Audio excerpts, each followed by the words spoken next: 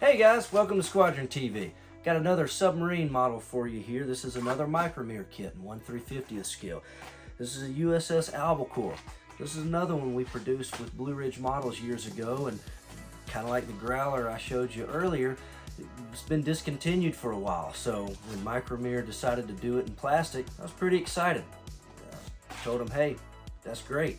Glad to offer them to our customers again. So this is a really quick build. It's a plastic kit, 3/50th scale, Albacore. Let's open it up, see what's in the box.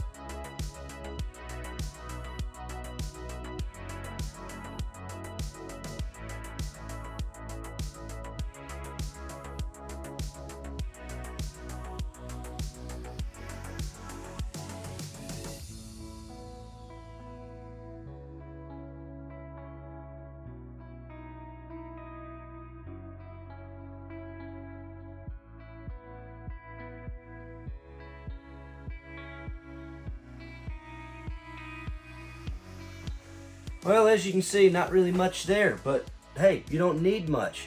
It's gonna build quick, gonna paint quick, and you'll have a USS Albacore before you know it.